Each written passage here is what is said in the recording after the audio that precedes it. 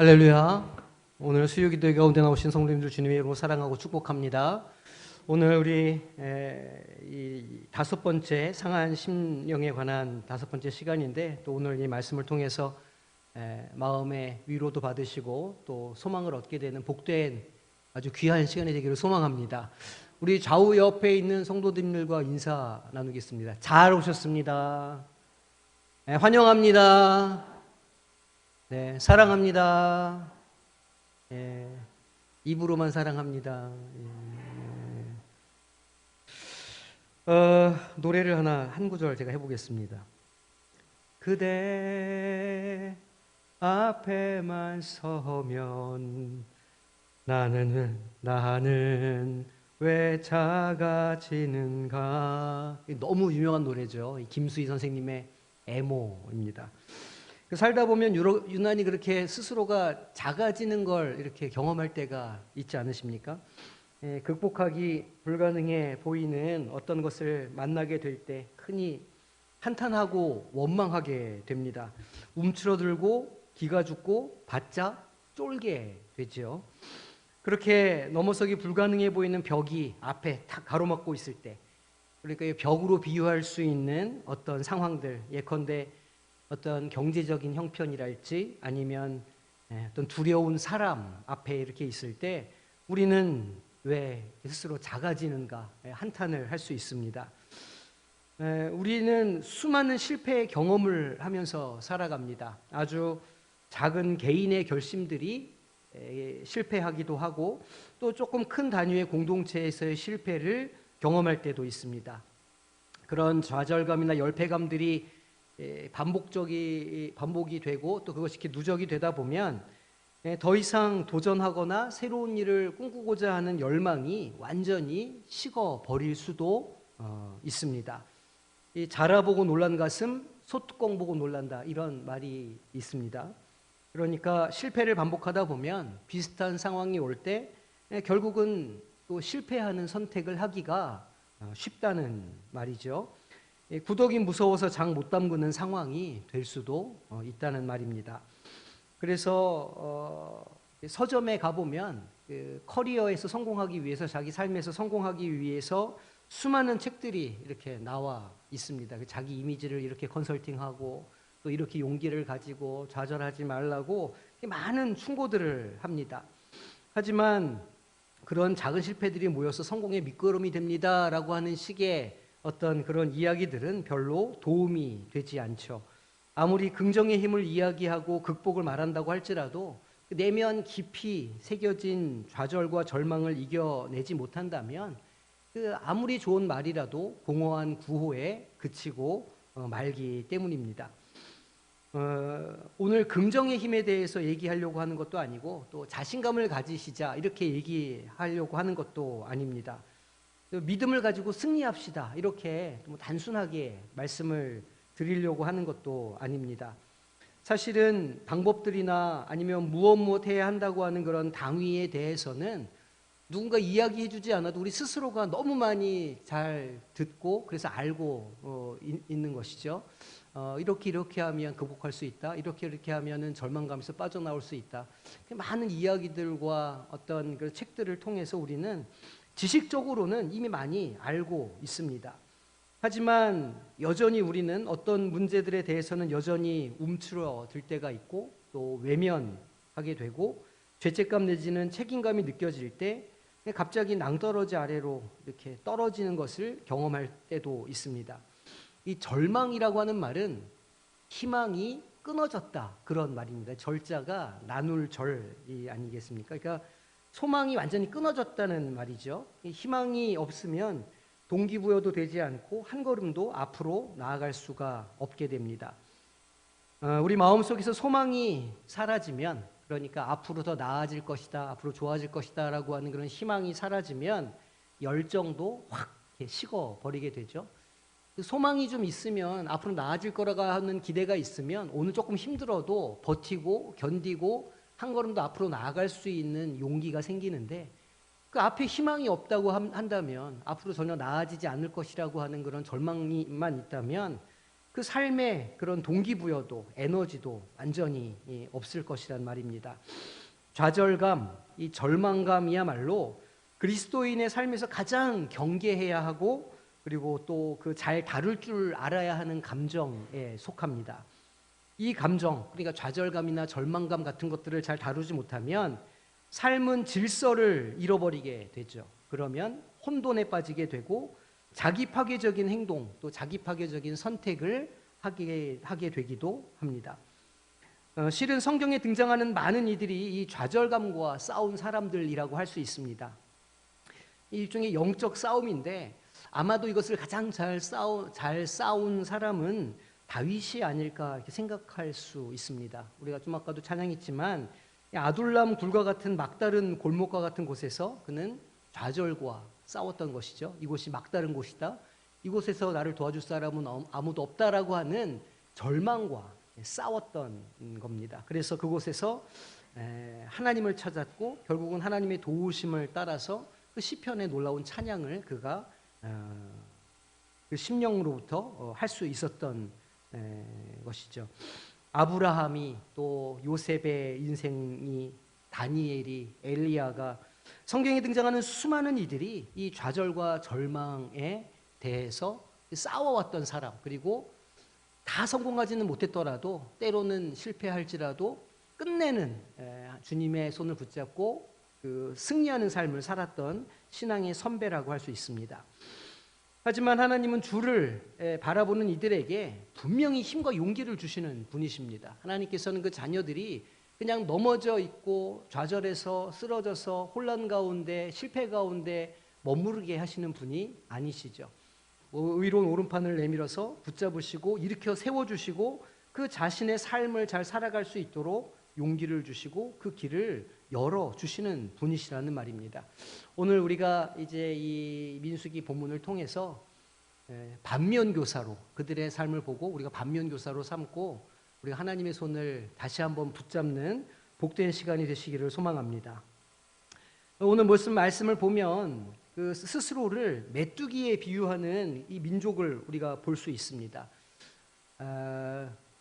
그들이 이 메뚜기는 이제 들판에서 흔히 보여진 하찮은 그런 그 생물이기 때문에 그 가나안 땅을 정탐했던 10명의 정탐꾼들이 야 우리는 메뚜기 같다라고 말할 때에는 우리는 참으로 보잘것없는 존재들이다. 우리는 무가치하고 무의미한 존재들이다라고 하는 그런 자기 이해가 여기에 담겨 있습니다. 굉장한 절망감이 지금 이들을 사로잡고 있는 것이죠.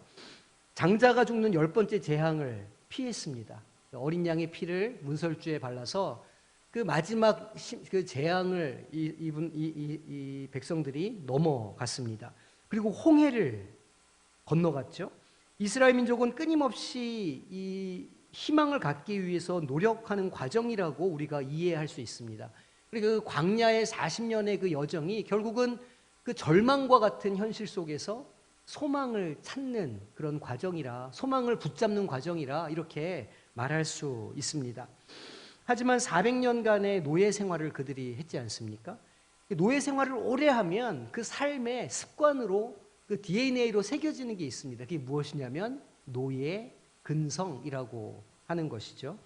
그러니까 자신의 삶에서 주도적이지 못하다는 것은 스스로 무엇인가를 판단하거나 스스로 무엇인가를 결단하거나 할 수 있는 능력이 그들에게 없어졌다. 그런 말입니다. 희망을 갖지 못하도록 그런 삶을 살게 되었다는 것이죠. 상징적으로 그리스도인의 삶, 하나님을 만나기 전에 이 땅에서 살아가고 있는 우리 사람들의 삶이 그렇다고 할 수 있습니다. 주님을 만나기 전에 이 죄된 본성을 따라 사는 인생의 삶은 도무지 희망이라고는 찾아볼 수 없는 죄의 노예가 되어서 그 노예 근성에 의해서 살아가는 그런 저주받은 존재들이라는 말입니다. 이들의 첫 번째 좌절한 사건이 있었죠. 그 홍해 바다가 그들의 앞을 가로막고 있었을 때였습니다. 뒤에서는 로마의 병거가 쫓아오고 앞에는 홍해가 가로막고 있고 이랬을 때에 이들이 첫 번째 절망감을 경험하게 됩니다. 그리고 그 절망감이 그들의 입술을 통해서 불평과 원망으로 이렇게 나타나게 됩니다. 출애굽기 14장 11절 12절 말씀인데 우리 한 목소리로 읽어보겠습니다. 그들이 또 모세에게 이르되 애굽에 매장지가 없어서 당신이 우리를 이끌어내어 이 광야에서 죽게 하느냐? 어찌하여 당신이 우리를 애굽에서 이끌어내어 우리에게 이같이 하느냐? 우리가 애굽에서 당신에게 이른 말이 이것이 아니냐? 이르기를 우리를 내버려 두라. 우리가 애굽 사람을 섬길 것이라 하지 아니하더냐? 애굽 사람을 섬기는 것이 광야에서 죽는 것보다 낫겠노라. 지금 하나님께서는 이 백성을 노예로부터, 노예라고 하는 그 삶, 포로된 삶에서 구원해 주시는 과정입니다. 그들의 노예되고 죄된 본성 가운데 살고 있는 그 백성을 이끌어내셔서 지금 자유민으로 구원을 받은 백성으로 인도해 내시는 첫 번째 발걸음입니다.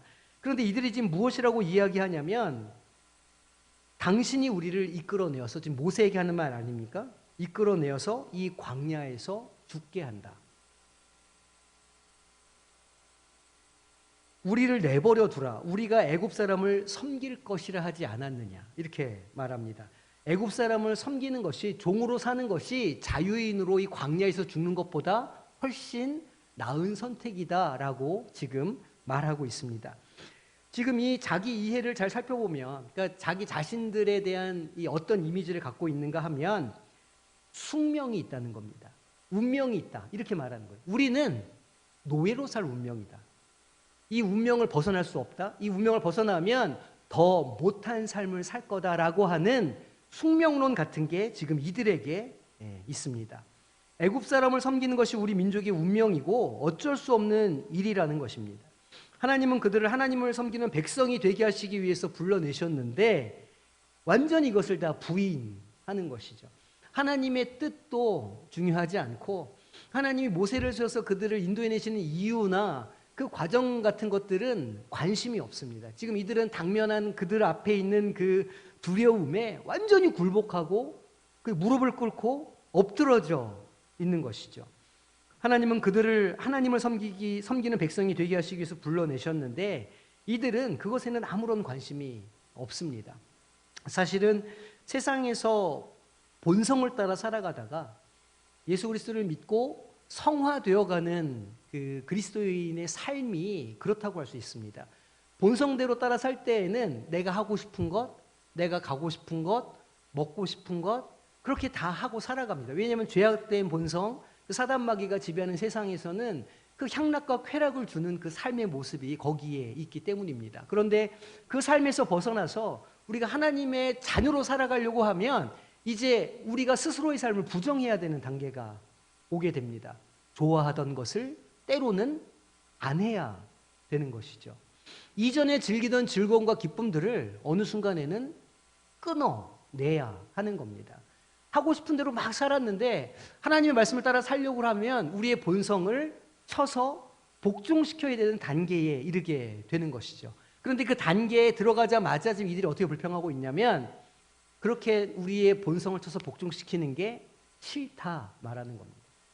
구원받은 것은 좋은데 성화된 삶은 살기 싫다고 말하는 지금 상황에 있는 것이죠. 이 절망감은 우리의 어떤 정체성을 잃어버리게 만듭니다. 내가 누구인지, 내가 어떤 삶의 목표를 가지고 있는지, 어떤 선택을 해야 되는지에 대해서 잃어버리게 만들고 그것을 부정하게 만든다는 것이죠. 두려움이 하는 일이 그것입니다.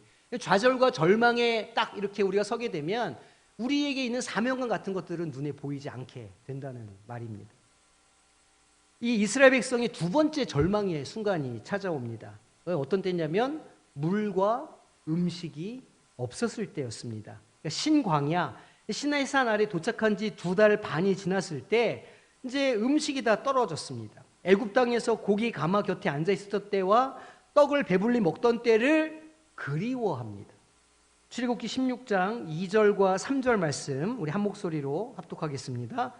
이스라엘 자손 온 회중이 그 광야에서 모세와 아론을 원망하여 이스라엘 자손이 그들에게 이르되 우리가 애굽 땅에서 고기 가마 곁에 앉아 있던 때와 떡을 배불리 먹던 때에 여호와의 손에 죽었더라면 좋았을 것을 너희가 이 광야로 우리를 인도해 내어 이 온 회중이 줄여 죽게 하는도다 말합니다.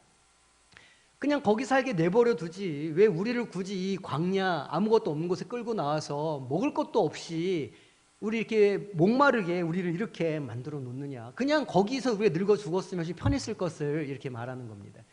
본성이 참 무섭지 않습니까? 지금 이 백성이 홍해를 건넌 기적을 경험한 사람들입니다. 바다를 가르신 하나님의 역사를 경험하고 시내산에 올라간 이 모세를 기다리며 지금 하나님의 역사를 바라봤던 사람들인데 이제 그들의 배가 고프고 먹을 것이 없어지니까 그 마음이 금방 좌절과 절망으로 사로잡히게 되는 것이죠. 그냥 거기 그 고기 가마 옆에서, 고기 가마라는 것은 주인을 위해서 굽던 고기 가마를 말하는 겁니다. 자기들이 먹을 것도 아닙니다. 그 고기 가마 그 주인 좀 주고 나머지 우리가 먹고 그렇게 살았는데 우리를 괜히 이렇게 이끌어내서 나를 괜히 예수 믿게 해서 이렇게 주일날 머리 아프게 만들고 교회에서 이렇게 복잡하게 살게 만든다. 이렇게 지금 불평을 하고 있는 것이죠. 바로 그 옆에 르비딤에 도착해서는 또 물이 없어서 절망합니다. 17장 3절 말씀 한 목소리 읽어보겠습니다. 거기서 백성이 목이 말라 물을 찾음에 그들이 모세에게 대하여 원망하여 이르되 당신이 어찌하여 우리를 애굽에서 인도해 내어서 우리와 우리 자녀와 우리 가축이 목말라 죽게 하느냐. 이곳의 이름을 마사 혹은 무리바라고 불렀습니다. 이것은 다투다라고 하는 뜻입니다. 무리바는 하나님을 시험한다는 뜻입니다. 그러니까 이스라엘 백성이 그들의 마음에 절망감이 찾아왔을 때 하나님께서 우리 중에 계신가 안 계신가 시험했다. 그런 말입니다. 하나님이 우리 가운데 계시지 않는 것 같다. 이렇게 이야기했다는 말입니다. 세 번째 절망을 했던 때는 어디냐면 다베라였습니다. 여기에서 백성들은 악한 말로 원망했다. 이제 이렇게 말씀을 보면 기록하고 있는데 자신의 인생을 한탄하며 저주하고 욕을 했다는 것 같습니다. 이 빌어먹을 인생. 자기 스스로에 대해서 도대체 내가 여기 이 땅에 왜 태어나서 그 욥기를 보면 욥이 자기 인생을 저주하는 말들이 나오지 않습니까? 이제 그런 저주를 했던 것이죠. 하나님은 진영의 끝을 불사르셨습니다. 이들은 고기를 먹고 싶다고 불평했고 또다시 애굽의 삶을 추억합니다. 끊임없이 과거 본성 가운데 살던 삶을 돌아보고 그곳으로 돌아가고자 하는 그 본성을 계속해서 그들이 보여줍니다. 하나님께서는 기브로 탓다와에서 이 이빨 사이에 있는 메추리 고기가 씹히기 전에 재앙을 내리시는 겁니다. 민수기 11장 4절에서 6절 말씀 우리 한 목소리를 읽어보겠습니다. 그들 중에 섞여 사는 다른 인종들이 탐욕을 품음에 이스라엘 자손도 다시 울며 이르되 누가 우리에게 고기를 주어 먹게 하랴. 우리가 애굽에 있을 때에는 값없이 생선과 오이와 참외와 부추와 파와 마늘들을 먹은 것이 생각나거늘 이제는 우리의 기력이 다하여 이 만나 외에는 보이는 것이 아무것도 없도다 하니. 만나와 메추라기, 이 만나가 어떤 의미가 있는 음식입니까? 그들이 광야에서 먹을 게 없다고 불평하고 그랬을 때 하나님께서 하늘에서 내려주신 하늘의 양식입니다. 신약에서는 이 만나를 예수 그리스도에 비교합니다. 생명의 떡이신 예수 그리스도, 이 만나에 비유하는 것이죠. 아주 소중하고 굉장히 귀중한 하나님께서 우리를 먹이시고 살리신다고 하는 징표와 같은 음식입니다.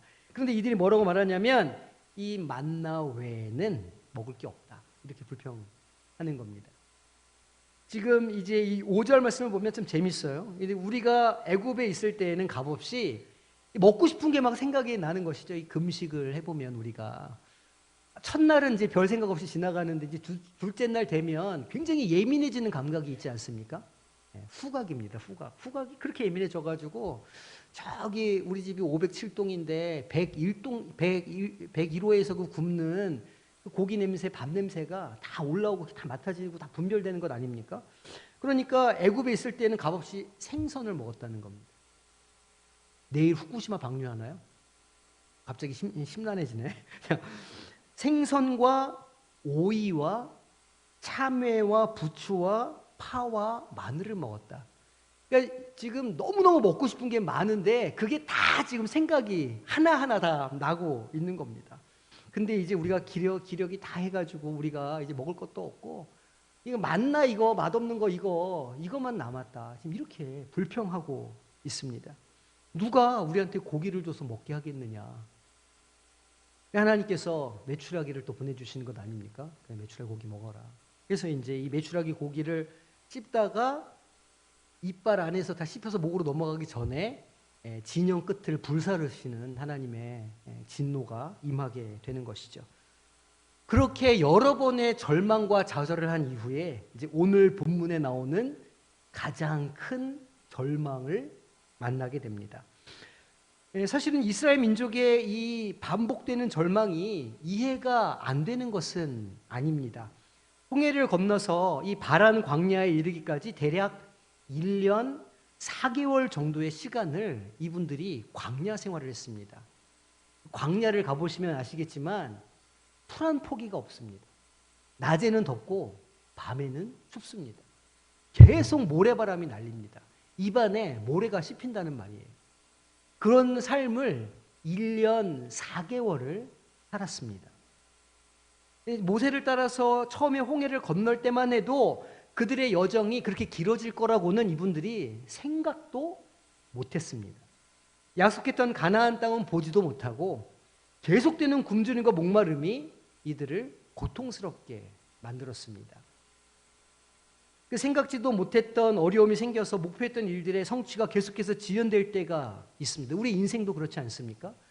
예수 그리스도를 믿고 은혜를 받으면 금방 내 삶이 뭔가 바뀌고 180도 훅 뒤집어질 것 같은데 우리의 인생은 그렇지 않다는 것이죠. 무엇인가 열매를 맺히고 무엇인가 우리가 꿈꾸고 소망하는 것이 이루어지려면 거기에 합당한 희생이 필요한 법입니다. 씨를 뿌리고 밭을 갈고 물을 대고 농사를 지어야 열매를 맺을 수 있는 것이죠. 400년간 노예 생활을 하고 본성 가운데 살던 이들이 하나님의 백성이 되는 그 40년의 광야 여정, 1년 4개월의 지금 이 광야 여정은 그들의 그 본성을 깨고 부수고 하나님의 백성이 되게 하시는 과정이고 훈련이었는데, 광야 학교였는데 이들은 그 광야 학교의 진정한 의미를 제대로 깨닫지 못했다는 겁니다. 우리의 인생도 그렇죠. 목표했던 일들이 자꾸 이루어지지 않고 기도가 응답되지 않으면 우리 마음속에 상함이 생깁니다. 감정이, 우리의 심령에 상처가, 스크래치가 나는 겁니다. 하나님께서 응답해 주시지 않으시지? 왜 이게 이렇게 지연이 되지? 왜 이것이 이루어지지 않지? 실망감, 좌절감들이 쌓이면 그것이 절망이 되고 원망이 되고 후회로 변한다는 말입니다. 그러니까 이스라엘 민족들이 가나안 땅을 정탐하고 돌아와 사는 말이 정확하게 그렇습니다. 그런 좌절과 절망을 반복해서 경험한 후에 이들이 갖게 되는 자기 이미지, 자기 이해가 무엇이냐면 메뚜기라는 겁니다.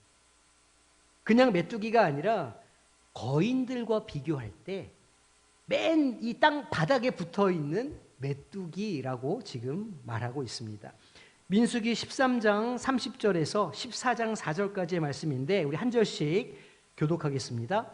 갈렙이 모세 앞에서 백성을 조용하게 하고 이르되 우리가 곧 올라가서 그 땅을 취하자 능히 이기리라 하나.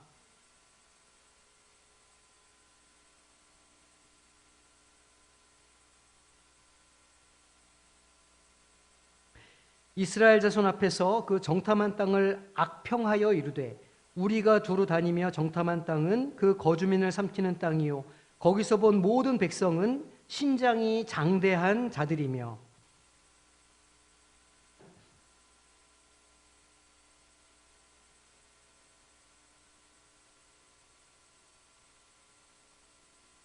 온 회중이 소리를 높여 부르짖으며 백성이 밤새도록 통곡하였더라.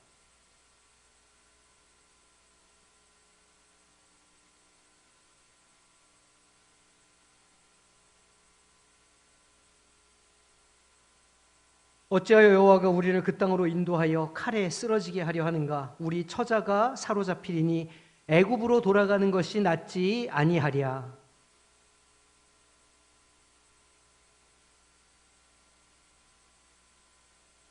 하나님께서 모세에게 그들을 약속의 땅 가나안으로 인도해 주시겠다고 약속해 주셨습니다. 그리고 모세는 그 백성을 이끌고 나와서 홍해를 가르고, 그러니까 10가지 재앙의 기적이 일어나고 홍해가 갈라지고 광야에서 만나와 메추라기를 먹이시고 반석에서 물이 나오게 하는 여러 가지 기적들을 통해서 그들을 그 광야에서 훈련시키고 하나님의 백성이 되도록 인도해 주셨습니다. 그리고 이제 가나안 땅 턱 밑에 이르렀습니다.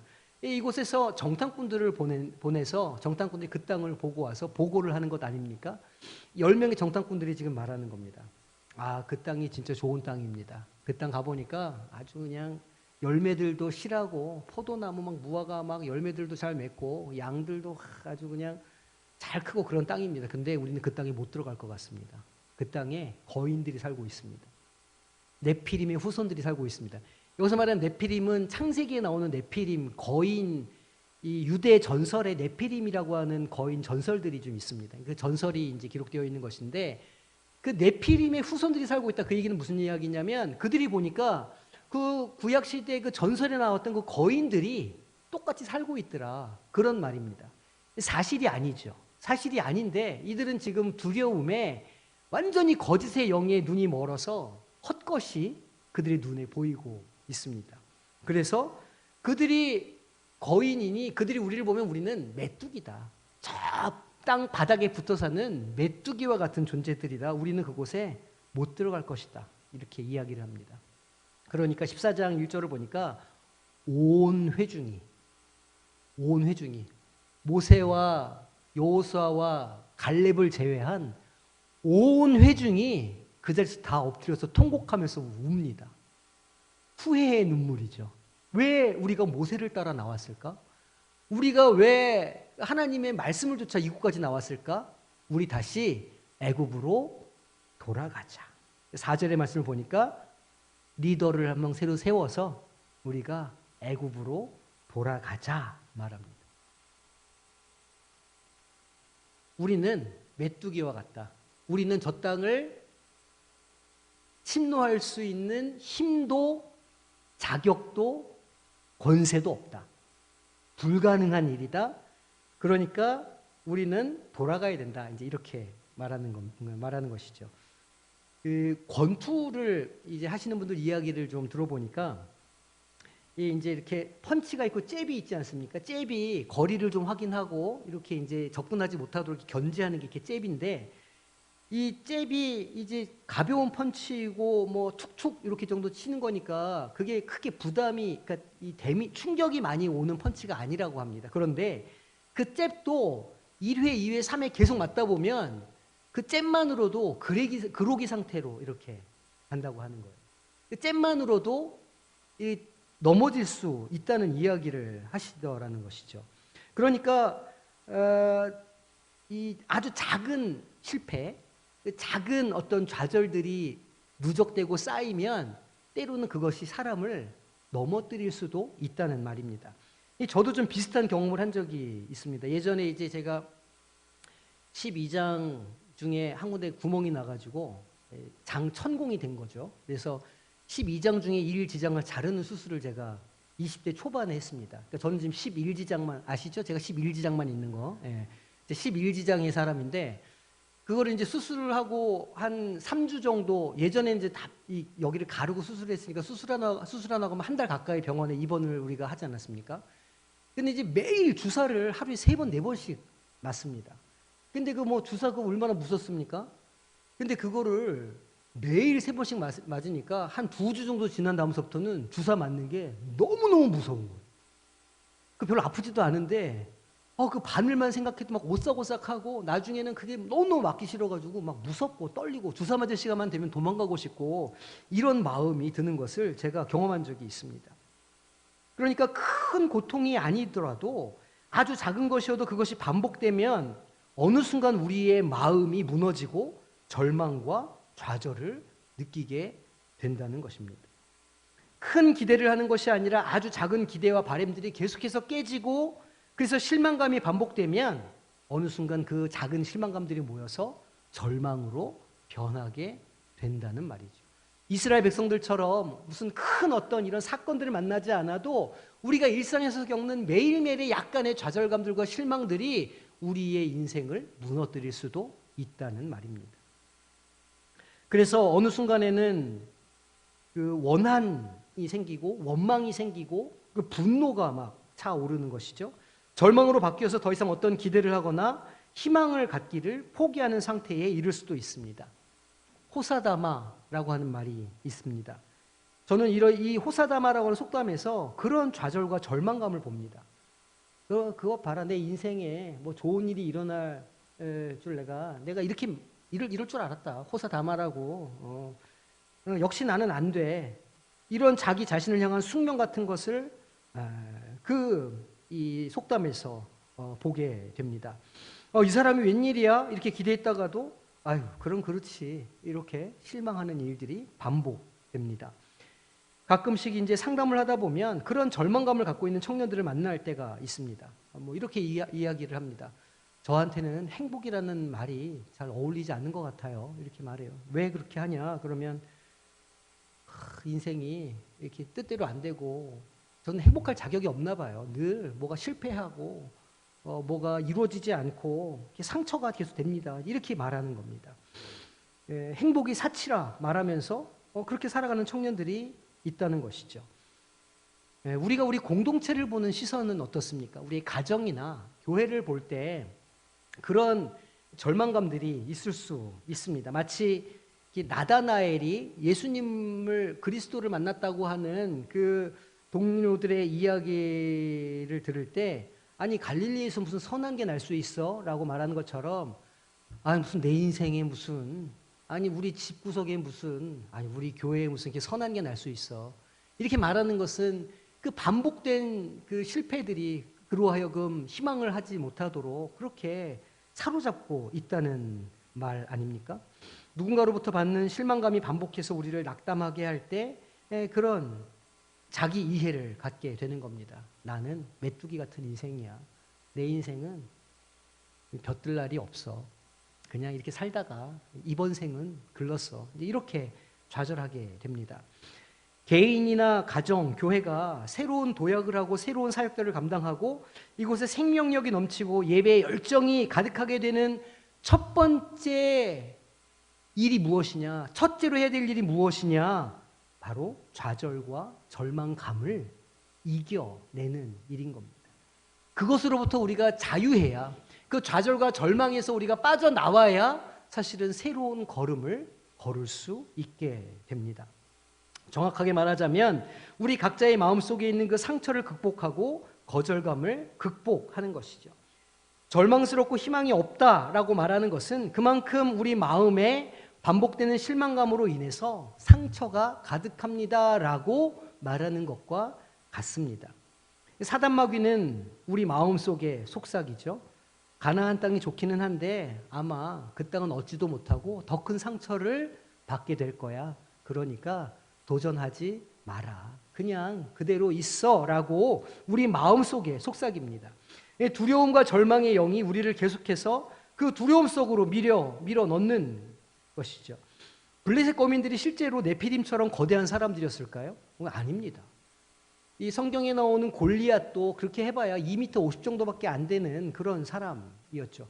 다 그런 게 아니었습니다. 골리앗 정도만 몇 사람 정도밖에 큰 사람들이었지 나머지는 다 그만한 사람들이었는데 그 좌절과 두려움의 영이 믿는 자들의 마음을 속이고 가려서 마치 큰 것처럼 보이도록 속였다는 말입니다.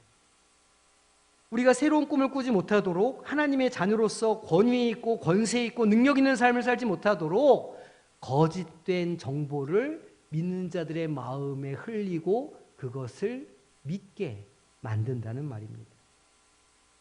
저는 우리 성광교회에 선하고 새로운 일이 계속해서 일어날 것을 확신합니다. 다 그렇게 믿으시죠? 예. 무슨 선한 것이 여기에 있겠어? 라고 마음속에 절망의 영이 속삭이지만 그 절망과 좌절의 마음이 허상에 불과하다는 것, 그것은 실체가 아니다라는 것을 아는 것, 그것이 믿음이요, 그것이 진리를 향한 우리의 발걸음이 되어야 합니다.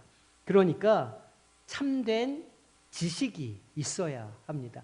어떻게 두려움을 극복할 수 있어요? 어떻게 절망에서 우리가 빠져나올 수 있습니까? 라고 물어보면 저는 그렇게 대답합니다. 참된 진리에 대한 지식을 가져야 합니다. 고대 사람들은 번개와 폭풍을 바라보면서 두려움을 느꼈습니다. 아, 하늘의 신이 노했다. 하지만 더 이상 우리는 번개와 폭풍이 친다고 해서 두려워하지 않습니다. 왜 그렇습니까? 그것이 기상현상이라고 하는 과학적인 지식을 갖고 있기 때문입니다. 제우스의 분노가 아니라 그 자연현상이고 며칠 지나면 괜찮아질 것이라는 걸 알기 때문에 우리는 더 이상 두려움을 갖지 않습니다. 우리가 가정과 교회 공동체에 갖고 있는 절망과 좌절감도 마찬가지입니다. 우리가 갖고 있는 그 절망과 좌절은 실체에 대한 것이 아닙니다. 그것은 보이는 현상에 대한, 어떤 면에서는 허풍에 대한, 어떤 면에서는 사단이 우리에게 보여주는 거짓에 대한 거짓된 감정이죠. 실체는 무엇입니까? 실체는 만물을 주관하시는 하나님이십니다. 너희 안에 착한 일을 시작하신 이가 그리스도 예수의 날까지 이루신다고 하는 말씀이 진리요 실체인 것이죠. 너는 내 아들이다, 내가 너를 낳았다라는 말씀이 실체인 겁니다. 우리가 삶에서 경험하는 거짓된 정보들, 두려움을 느끼는 어떤 것들, 절망감과 좌절을 느끼는 어떤 것들이 실체가 아니라 이 하나님의 말씀, 너는 내 아들이다, 내가 너를 낳았다고, 내가 너를 의로운 팔로 붙들어 주겠다고 하는 하나님의 말씀이 실체라는 것이죠. 이것을 아는 것, 이 진리를 아는 것, 이 지식을 갖는 것이 두려움을 극복할 수 있는 방법입니다. 지금 이 시간에도 거짓의 영은 우리 마음속에 거짓된 생각을 부풀립니다. 우리의 절망감이 더욱 커지도록 부풀리고 그래서 좌절하도록 우리를 속이죠. 속이는 영입니다. 그래서 우리는 이 지식을 바탕으로 계속해서 꿈을 꾸어야 합니다. 가족에 대해서, 교회에 대해서 새로운 소망과 비전을 계속해서 가져야 하죠. 우리의 삶의 근거에서 그것을 갖는 게 아닙니다. 우리의 지금까지 살아온 어떤 삶의 궤적을 보면서 희망을 갖는 것이 아니라 하나님의 말씀, 진리 위에 서서 그 비전을 계속해서 가져야 하는 겁니다. 우리의 속사람은 날로 새로워진다. 우리에게 있는 고통들은 앞으로 마련된 주님의 성대한 잔치에 비교하면 아무것도 아니라고 하는 말씀 위에 서야 합니다. 겉모습은 늙어가고 약해져가는 것 같고 낡아져가는 것 같지만 우리 내면에는 하나님께서 단 하루도 빼놓지 않으시고 은혜로 우리를 채워주시고 성령 충만의 역사로 부어주신다고 하는 이 진리의 말씀을 붙잡는 것이죠. 우리의 절망을 이기는 힘과 능력은 우리로부터 나오는 게 아닙니다. 승리는 적들이 약하거나 강해서 우리에게 오는 것이 아닙니다. 우리의 능력은 하나님의 말씀으로부터 나오는 것이며 승리는 하나님의 능력으로부터 나오는 것인 줄 믿으시기를 소망합니다. 진리 위에 서셔야 하고 진리를 소유하셔야 합니다. 요한복음 14장 6절에 주님께서 이렇게 말씀하십니다. 예수께서 이르시되 내가 곧 길이요 진리요 생명이니 길이요 진리요 생명이니 나로 말미암지 않고는 아버지께로 올 자가 없다 말씀하십니다. 예수 그리스도께서 우리를 위해서 십자가에 달려 죽으시고 우리의 모든 질고를 다 지고 죽으시고 다시 살아나셨다는 이 진리, 그리고 우리가 그 부활의 삶을 잘 살아갈 수 있도록 성령 하나님 우리에게 보내주셔서 매일매일 우리의 삶을 인도해 주신다고 하는 이 진리, 이 진리를 붙잡고 살아갈 때에야 비로소 우리는 두려움과 좌절의 영의 속임수를 이길 수 있다는 말입니다. 반석 위에 서서 당당하게 두려움을 맞서고 소망을 꿈꾸는 성도님들이 되시기를 소망합니다. 두려운 일이 있죠. 늘 어떤 상황 앞에서 우리는 작아질 수도 있습니다. 그럴 때 우리는 상황을 보거나 나를 보는 것이 아니라 하나님의 말씀을 봐야 합니다. 진리를 붙잡아야 합니다. 내가 누구인지, 나에게 어떤 권세와 능력이 있는지, 나에게 내 안에 내주하시는 분이 누구신지를 분명하게 알고 그 진리를 붙잡을 때에 비로소 우리 눈에 있는 거짓의 영의 속임수가 사라지고 승리하는 역사가 있게 될 줄로 믿습니다. 좌절과 절망에서 벗어나서 소망과 희망의 자리에서 매일매일의 삶을 살아가고 꿈꾸고 새로운 것들을 기대하며 살아가고 또 새로운 일들을 이루어내는 우리 이 성광 공동체가 될 수 있으시기를 주님의 이름으로 축원합니다. 기도하겠습니다. 하나님 감사합니다. 오늘도 우리를 불러주시고 이 이스라엘 민족의 이 실수를 통해서 반면교사를 삼게 해주시니 감사합니다.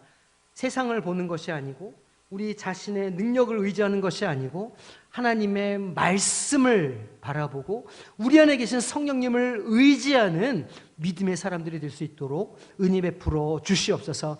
그래서 불가능해 보이는 벽처럼 보이는 그래서 우리가 도전할 수 없을 것 같은 그것들을 향하여 다시 한번 주님의 권세를 사용하며 그것을 넘어서는 그래서 승리하는 삶을 살아가는 우리 모든 믿음의 성도들이 될 수 있도록 주님 역사하여 주시옵소서.